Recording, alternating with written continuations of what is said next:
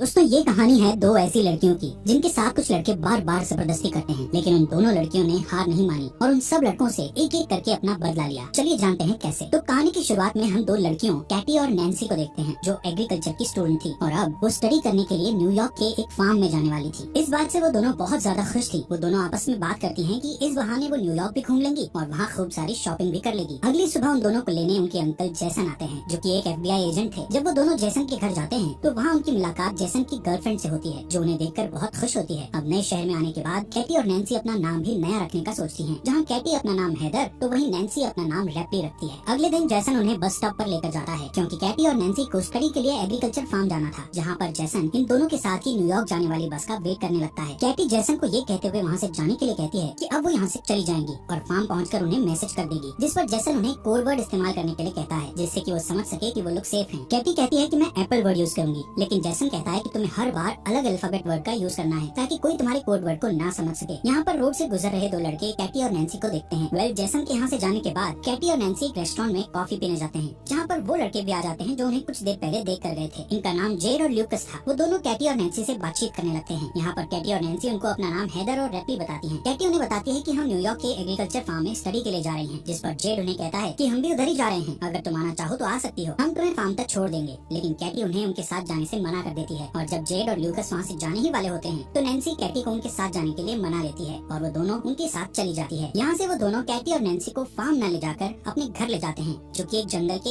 एकदम पास था। ये देखकर कैटी और नैन्सी थोड़ा घबरा जाती है और उन्हें तुरंत फार्म जाने के लिए कहती है। तभी घर से जेड और ल्यूकस की मॉम आती है, जो उन्हें बड़े ही प्यार से चाय पीने के लिए कहती है और उन्हें बताती है कि इसके बाद जेड और ल्यूकस तुम्हें फार्म छोड़ देंगे। अब जब वो दोनों चाय पी रही थी, तभी कैटी के पास उनके अंकल जेसन का मैसेज आता है, जिस पर कैटी उन्हें कोड वर्ड एप्पल लिखकर रिप्लाई कर देती है, जिससे जेसन समझता है कि वो दोनों सेफली फार्म पहुंच चुकी हैं। वहीं इधर ल्यूकस की मॉम उनको कुछ खाने के लिए देती है, जिसे खाते ही कैटी और नैन्सी को नशा चढ़ने लगता है, क्योंकि उस खाने में ड्रग्स मिला हुआ था, जिससे वो दोनों समझ जाती है कि उनके साथ कुछ गलत किया जा रहा है। इसलिए वो दोनों वहाँ से भागने की कोशिश करती है, लेकिन थोड़ी दूर जाकर वो बेहोश होकर नीचे गिर जाती है, जिसके बाद जेड और ल्यूकस उन्हें उठाकर वापस अपने घर में ले जाते हैं। अगले दिन जब उन्हें होश आता है तो वो दोनों खुद को जंगल में पाती हैं। उनके हाथ लोहे की जंजीरों से बंधे हुए थे। ये सब देखकर वो दोनों बहुत ज्यादा डर जाती हैं और हेल्प के लिए चिल्लाने लगती हैं। तभी वहाँ जेड आता है और उन्हें बताता है कि तुम जंगल की ऐसी जगह पर हो जहाँ दूर दूर तक कोई भी इंसान नहीं है, इसलिए तुम्हारे चिल्लाने का कोई फायदा नहीं है। कुछ देर बाद वहाँ बोरिस नाम का एक आदमी आता है, जो कैटी को उसका फोन दिखाता हुआ उससे कहता है कि तुम्हारे फोन पर किसी जेसन नाम के आदमी ने मैसेज किया है, जिसे तुमने पिछली बार मैसेज में उसको एप्पल लिखकर भेजा था। वो उन दोनों से इसका मतलब पूछने लगता है, जहाँ कैटी उन्हें बताती है कि एप्पल एक कोड वर्ड है, जिसका मतलब है कि वो लोग ठीक हैं। इसके बाद बोरिस जेसन को रिप्लाई करता हुआ लिखता है कि सब कुछ ठीक है, हम फन करने हैं, और कोड वर्ड के लिए वो एप्पल भी लिखता है। इसके बाद वो लोग कैटी और नैन्सी को उनके सामने ही नहाने के लिए फोर्स करते हैं कि तभी वहाँ एक शेरिफ नाम का पुलिस ऑफिसर आता है, जिसे देखकर कैटी और नैन्सी उनसे मदद मांगने लगती है। लेकिन तभी उन्हें पता लगता है कि वो पुलिस ऑफिसर भी जेड और ल्यूकस के साथ मिला हुआ है। ये देखकर वो दोनों ज्यादा डर जाती हैं। यहाँ कैटी और नैन्सी उनको समझाने की कोशिश करती है कि प्लीज हमें यहाँ से जाने दो, हम किसी को कुछ नहीं बताएंगे, लेकिन वो लोग उनकी एक नहीं सुनते। वो पुलिस वाला वाइग्रा की गोली खाता है और अपने लिए कैटी को चूज करता है। इसके बाद हम उस पुलिस ऑफिसर को कैटी के कंटेनर से बाहर आते देखते हैं, जिससे हमें पता लगता है कि उसने कैटी के साथ जबरदस्ती किया है। वहीं दूसरी ओर हम जैसन को देखते हैं, जिसको कैटी और नैन्सी की बहुत चिंता हो रही है, क्योंकि कैटी ने मैसेज में एप्पल वर्ड को दोबारा इस्तेमाल किया था। वहीं उधर वो लोग कैटी के कंटेनर में एक सन की नशेड़ी आदमी को भेजते हैं, जो उसके पेट पर जलती हुई सिगरेट लगा देता है, जिससे कैटी जोर जोर से चीखने लगती है। इसके बाद वो कैटी के साथ जबरदस्ती करता है। यहाँ पर ये सभी लोग हैवानियत की सारी हदें पार कर चुके थे। ये लोग कैटी और नैन्सी से जबरदस्ती धंधा करवा रहे थे। वहीं जैसन कैटी और नैन्सी के बारे में पता लगाने के लिए न्यूयॉर्क एग्रीकल्चर फार्म पर कॉल करते हैं, तो उन्हें वहाँ से पता चलता है कि वो दोनों तो एक बार भी यहाँ नहीं आई हैं। यहाँ पर जैसन समझता है कि वो दोनों किसी बड़ी मुसीबत में हैं, इसलिए वो तुरंत उनको ढूंढने के लिए निकल जाता है। वहीं कैटी और नैन्सी के साथ और भी ज्यादा बुरा हो रहा था, क्योंकि अब जो अगला कस्टमर था, उसके आने से पहले जेड और ल्यूकस उन दोनों के मुंह पर मास्क पहना देते हैं और वो कस्टमर भी एक पिग वाला मास्क पहन लेता है। इसके बाद जेड और ल्यूकस उस कस्टमर को कैटी और नैन्सी के चेहरे से मास्क उतारकर उस कस्टमर को उनके चेहरे दिखाता है। कैटी और नैन्सी उस पिग मास्क वाले आदमी को देखकर और भी ज्यादा डर गई थी। यहाँ पर वो बंदा नैन्सी को चूज करता है और उसे कंटेनर में ले जाकर उसके साथ जबरदस्ती करता है। उसके जाने के बाद जब कैटी नैन्सी के पास जाती है तो वो देखती है कि नैन्सी की हालत बहुत ज्यादा खराब हो गई है। वहीं दूसरी साइड जेसन पुलिस स्टेशन पहुँचता है और वहाँ पर उसे वही पुलिस ऑफिसर मिलता है जिसने कैटी के साथ जबरदस्ती की थी। जेसन उसे कैटी और नैन्सी के किडनैप के बारे में बताता हुआ कहता है कि वो भी एक FBI एजेंट है, जिस पर वो पुलिस ऑफिसर जेसन से पूछता है कि आपको कैसे पता कि वो दोनों किडनैप हुई हैं, जिस पर जेसन उससे कहता है कि उसने अपनी भतीजी कैटी को एक कोड वर्ड एक बार ही इस्तेमाल करने के लिए कहा था, लेकिन कैटी ने एक ही कोड वर्ड को दोबारा इस्तेमाल किया है। वहीं जंगल में बोरिस को ये सारी खबर उस पुलिस ऑफिसर ने दे दी थी कि कैटी के अंकल एक FBI एजेंट हैं और कैटी ने हम लोगों को उस कोड वर्ड के बारे में गलत इन्फॉर्मेशन इन्फॉर्मेशन दी थी। बोरिस जेड को कैटी के कंटेनर से थोड़ा दूर ले जाकर उससे बात करता है कि इन दोनों लड़कियों को जल्द से जल्द ठिकाने लगाना होगा, वरना हम मुसीबत में पड़ सकते हैं। वो जेड को कहता है कि हमें शहर से आने वाली नई लड़कियों को भी पकड़ना है। कैटी अपने कंटेनर के पास खड़ी होकर चुपके से उनकी ये सब बातें सुन रही थी। इसके बाद बोरिस कैटी के कंटेनर में जाकर उसके साथ जबरदस्ती करता है। दूसरी ओर जेसन भी रेस्टोरेंट में पहुंचता है, जहाँ पर कैटी और नैन्सी को वो दोनों लड़के मिले थे। जेसन वहीं काम कर रहे एक आदमी से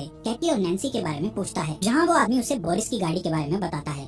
अगले दिन कैटी नैन्सी को बताती है कि वो लोग उन्हें मारने की प्लानिंग कर रहे हैं। तभी वहाँ जेड और बोरिस उसी नशेड़ी आदमी को अपने साथ लाते हैं, जिसने कैटी के साथ जबरदस्ती की थी। वो उस नशेड़ी आदमी को कहते हैं कि हम दोनों जल्दी ही वापस आते हैं, तब तक तुम इन दोनों पर नजर रखना कि कहीं ये यहाँ से भाग न जाएं। उनके वहाँ से जाते ही कैटी उस नशेड़ी को अपनी ओर अट्रैक्ट करती है और उससे अपने साथ इंटीमेट होने के लिए उकसाती है। अब जैसे ही कैटी उस नशेड़ी के करीब जाती है तो कैटी उसके गले पर जोर से काट लेती है, जिससे उसके गले से खून निकलने लगता है और वहीं पर उस नशेड़ी की मौत हो जाती है। इसके बाद वो दोनों अपनी हथकड़ियाँ खोलकर वहाँ पर छुप जाती हैं और जब वो पुलिस वाला वहाँ पहुँचता है तो वो दोनों चुपके से उसकी गाड़ी लेकर वहाँ से निकल जाती हैं। यहाँ से वो दोनों एक मॉल में जाकर बहुत सारा अजीब सा सामान खरीदती है, जैसे हथौड़े, बहुत सारी कीलें, टेनिस बॉल और बहुत खतरनाक हथियार। इसके बाद वो मॉल के कैशियर के पास जाकर उससे बोरिस के घर का एड्रेस पूछती है, जिस पर वो उन्हें बोरिस के घर का एड्रेस बता देता है। वहीं जैसन बोरिस की कार इंश्योरेंस कंपनी में पहुँचता है और वहाँ पर उसे बोरिस के घर का पता मिल जाता है। यहाँ बोरिस अपने घर पर म्यूजिक लगाकर एंजॉय कर रहा था कि तभी वहाँ कैटी और नैन्सी आती हैं और टेनिस बॉल पर बहुत सारी कीलें लगाकर उसके मुंह पर मारती हैं, जिससे वो बेहोश हो जाता है। और जैसे ही उसे होश आता है तो वो खुद को टेबल से बंधा पाता है। बोरिस उन्हें खुद को छोड़ने के लिए बहुत सारे पैसों का लालच देता है, लेकिन कैटी और नैन्सी को तो सिर्फ अपना बदला चाहिए था। यहाँ उनके अंकल जैसन भी बोरिस के घर के बाहर पहुँच गए थे। वहीं घर के अंदर कैटी और नैन्सी बोरिस से उस मास्क वाले आदमी का एड्रेस पूछती हैं, जिस पर बोरिस उन्हें उसका एड्रेस बता देता है। इसके बाद वो दोनों उसके पिछवाड़े में कीलों से भरा हुआ एक बेसबॉल घुसा देती हैं। बोरिस के चिल्लाने की आवाज सुनकर जेसन जल्दी से घर के अंदर जाता है, जहाँ पर जेसन को बोरिस मरा हुआ दिखता है। तभी उसे घर के पीछे गाड़ी की आवाज सुनाई देती है और जब तक वो बाहर जाता है तब तक कैटी और नैन्सी गाड़ी लेकर निकल चुकी थी। जेसन जल्दी से वापस पुलिस स्टेशन जाता है और उस पुलिसमैन से दोबारा कैटी और नैन्सी के बारे में पूछने लगता है। तभी जेसन कैटी को कॉल लगाता है तो उसे पता लगता है कि कैटी का फोन उस पुलिसमैन के पास ही है। अब इससे पहले कि जेसन कुछ कर पाता, पुलिसमैन उसके पीछे गन पॉइंट करके खड़ा हो जाता है। दूसरी ओर कैटी और नैन्सी एक चर्च में पहुंच जाते हैं, जहां हमें पता चलता है कि वो पिग मास्क वाला आदमी कोई और नहीं बल्कि इस चर्च का फादर है। इसके बाद नैन्सी एक बेसबॉल बैट लेकर वहाँ उसके पास पहुँचती है तो वो नैन्सी को एकदम से पहचान लेता है और तभी कैटी पीछे से उस पर बेसबॉल से अटैक करके उसे बेहोश कर देती है। वो दोनों उसे गाड़ी के पीछे बांधकर घसीटते हुए टाउन में लेकर आती हैं और वहाँ एक दुकान से माचिस और पेट्रोल खरीदकर उस पर पेट्रोल छिड़ककर उसे जिंदा ही जलाकर मार डालती हैं। वहीं जैसन को उस पुलिस वाले ने कैद कर रखा था। कुछ देर बाद वो दो नई लड़कियों को किडनैप करके वहाँ लाता है और जब वो उन लड़कियों के साथ जबरदस्ती करने लगता है तभी पीछे चुपके से कैटी और नैन्सी वहाँ आकर बेसबॉल से उसके सर पर अटैक करके उसे बेहोश कर देती हैं। जब उसे होश आता है तो वो खुद को कुर्सी से बंधा हुआ पाता है और उन दोनों से माफी मांगने लगता है। तभी कैटी गन में सिर्फ एक बुलेट डालकर उसे डराती है और वो दोनों बारी बारी से उस पर गन से शूट करने लगती है, लेकिन वो सभी शूट में बच जाता है, जिससे वो थोड़ा मुस्कुराता है। लेकिन अगले ही सेकंड में कैटी उसे फाइनल शूट करके जान से मार देती है। इसके बाद कैटी और नैन्सी वहाँ मौजूद दोनों लड़कियों को पूरी तरह से फ्री करके उन्हें जेसन को खोलने के लिए कहती है और खुद वहाँ से चली जाती हैं। वो लड़कियाँ जेसन की रस्सी खोलकर उसे बताती हैं कि उन लड़कियों ने हमें ऐसा करने को कहा। यहाँ पर जेसन को पूरी बात समझ आ जाती है कि वो दोनों लड़कियाँ कोई और नहीं बल्कि कैटी और नैन्सी ही हैं। वहीं हम जेड और ल्यूकस की मॉम को देखते हैं, जो इस समय ड्रिंक कर रही थी। तभी उसे अजीब सा नशा होने लगता है, जिससे वो वहीं पर गिरकर बेहोश हो जाती है। इसके बाद जब उसे होश आता है तो वहाँ कैटी और नैन्सी ने उसको बेसमेंट में कुर्सी से बांध रखा होता है। उन दोनों ने जेड को भी उसके बिल्कुल सामने वहीं पर बांध रखा था। यहाँ पर कैटी और नैन्सी जेड को उसकी मॉम की आंखों के सामने ही बेसबॉल मारकर नीचे गिरा देती हैं और फिर दोनों बेसबॉल बैट से मारते हुए उसे जान से मार देती हैं, जिससे उसकी मॉम जोर जोर से रोने लगती है। फिर वो उसकी मॉम को ल्यूकस के पास लेकर जाती है, जहाँ वो ल्यूकस के हाथ में बेसबॉल बैट देकर उसकी ही मॉम को उसे मारने के लिए कहती है और उसे धमकाती है कि अगर तुमने ऐसा नहीं किया तो हम तुम्हें गोली मार देंगे। लेकिन ल्यूकस ऐसा नहीं कर पाता, जिससे नैन्सी उसे गन से शूट करके मार डालती है। इसके बाद वो उसी गन को साफ करके ल्यूकस के हाथ में पकड़ा देती है, जिससे कि पुलिस को लगे कि वो लोग आपस में ही लड़कर मर गए हैं। इसके बाद उनकी मॉम कैटी और नैन्सी को कहती है कि अगर तुम मुझे नहीं मारोगे तो मैं तुम्हें बहुत सारे पैसे दे सकती हूँ। उसकी बात सुनकर कैटी और नैन्सी बहुत हंसती है और फिर कैटी एक कटिंग मशीन से उसका धड़ उसकी बॉडी से अलग कर देती है। कुछ दिनों बाद जैसन कैटी और नैन्सी के घर जाता है, जहाँ पर हम देखते हैं कि कैटी और नैन्सी दोबारा से न्यूयॉर्क एग्रीकल्चर फार्म में अपने अंकल जेसन के साथ जा रही थी और फाइनली वो न्यूयॉर्क एग्रीकल्चर